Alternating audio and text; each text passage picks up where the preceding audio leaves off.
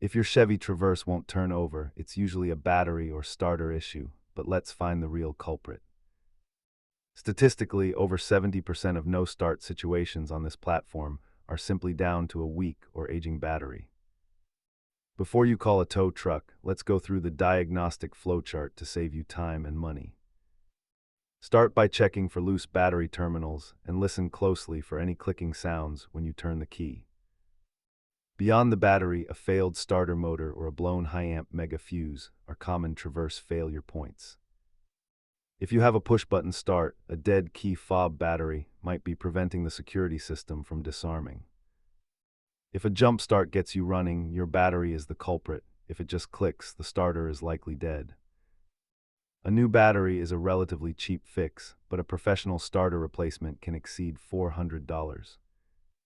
If the starter is stuck, sometimes a light tap with a hammer while someone turns the key can get it to fire once more.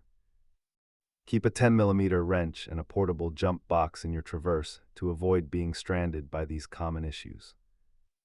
Remember to always check the simplest connections first before assuming you need an expensive engine repair.